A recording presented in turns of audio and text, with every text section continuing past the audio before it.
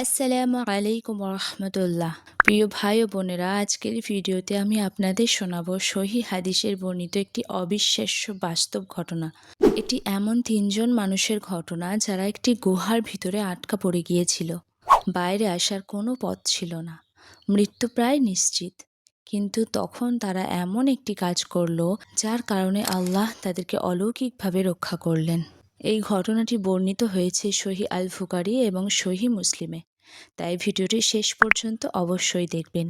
অনেক আগের কথা, তিনজন ব্যক্তি একসাথে সফরে বের হয়েছিলেন।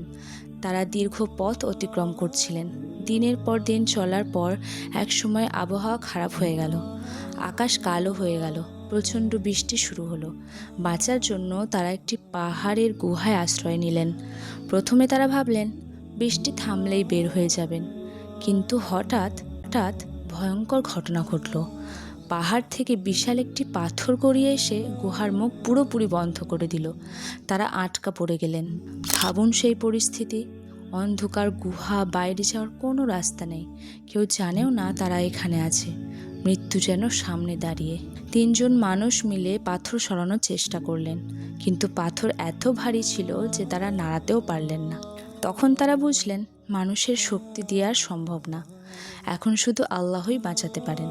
তখন তাদের একজন বললেন, আমরা আল্লাহর কাছে আমাদের জীবনের সবচেয়ে খাঁটি নেক আমলের মাধ্যমে দোয়া করি, চলো।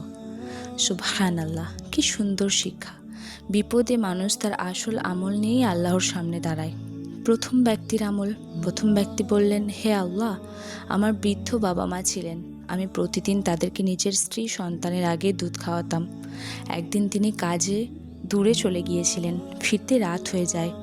বাড়ি ফিরে দেখেন মা বাবা ঘুমিয়ে পড়েছেন। তার হাতে ছিল দুধের পাত্র। তিনি চাইলেই সন্তানদের আগে খাওয়াতে পারতেন, কারণ শিশুরা ক্ষুধায় কাঁদছিল। কিন্তু তিনি ভাবলেন মা বাবার আগে কাউকে দেব না। তাই তিনি পুরো রাত দাঁড়িয়ে রইলেন, হাতে দুধের পাত্র, একদিকে ক্ষুধার্ত সন্তান, অন্যদিকে ঘুমন্ত বৃদ্ধ বাবা মা। সকাল হলে মা বাবা জেগে উঠলেন। তখন তিনি তাদের দুধ পান করালেন। এরপর তিনি দোয়া করলেন, হে আল্লাহ, আমি যদি এই কাজ শুধু আপনার সন্তুষ্টির জন্য করে থাকি, তাহলে আমাদের এই বিপদ দূর করুন। হঠাৎ পাথর একটু সরে গেল। সুবহানাল্লাহ, কিন্তু এখনও বের হওয়ার মতো পথ তৈরি হয়নি। দ্বিতীয় ব্যক্তি বললেন, হে আল্লাহ, আমার এক চাচাতো বোন ছিল, আমি তাকে খুব ভালোবাসতাম। একসময় মেয়েটি কঠিন অভাবে পড়ে। সে সাহায্যের জন্য এলো। লোকটি সুযোগ নিয়ে তাকে হারাম কাজে রাজি করাতে চাইল।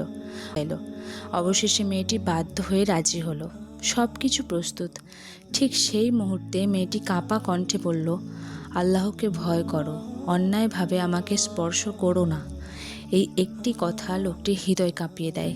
সে সঙ্গে সঙ্গে সরে যায়। শুধু তাই নয়, যে অর্থ দেওয়ার কথা ছিল সেটাও তাকে দিয়ে দেয়। কোনো হারাম কাজ করেনি। এরপর সে দোয়া করলো, হে আল্লাহ, আমি যদি এই কাজ শুধু আপনার ভয় থেকে ছেড়ে দিয়ে থাকি, তাহলে আমাকে মুক্তি দিন। হঠাৎ পাথর আরও একটু সরে গেল, কিন্তু এখনও পুরো রাস্তা খুলেনি। তৃতীয় ব্যক্তি বললেন, হে আল্লাহ, এক ব্যক্তি আমার কাছে কাজ করেছিল। তার মজুরি ছিল সামান্য কিছু টাকা, কিন্তু লোকটি মজুরি না নিয়েই চলে যায়। তখন এই ব্যক্তি সেই টাকা ব্যবসায় লাগিয়ে দেন। বছরের পর বছর সেই টাকা বাড়তে বাড়তে বিশাল সম্পদে পরিণত হয়। একসময় সেই শ্রমিক ফিরে আসে। সে তার পাওনা চাইল। তখন লোকটি বলল, এই উট, গরু, ছাগল সব তোমার। শ্রমিক অবাক হয়ে যায়।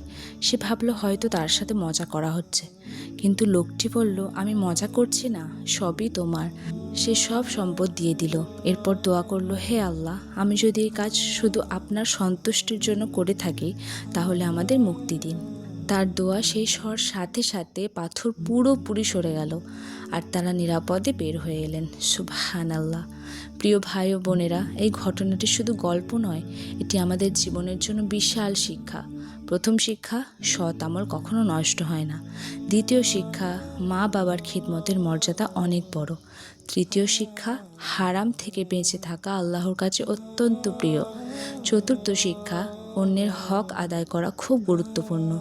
আর সবচেয়ে বড় শিক্ষা হলো বিপদের সময় মানুষ তার ইখলাসপূর্ণ আমল দিয়েই আল্লাহর কাছে সাহায্য চায়। আজ যদি আপনি বিপদে থাকেন, হয়তো কোনো দোয়া কবুল হচ্ছে না মনে হচ্ছে, তাহলে জীবনের দিকে তাকান। হয়তো এমন কোনো গোপন নেক আমল আছে যেটা শুধু আল্লাহ জানেন। হয়তো সেই আমলের কারণেই একদিন আল্লাহ আপনার জন্য অসম্ভব দরজা খুলে দেবেন। তাই ছোট নেক আমলকেও অবহেলা করবেন না। একটি সিজদা, একটি গোপন দান, মা বাবার জন্য একটি কাজ, হারাম থেকে ফিরে আসা, এসবই হয়তো কিয়ামতের দিন আপনার মুক্তির কারণ হবে।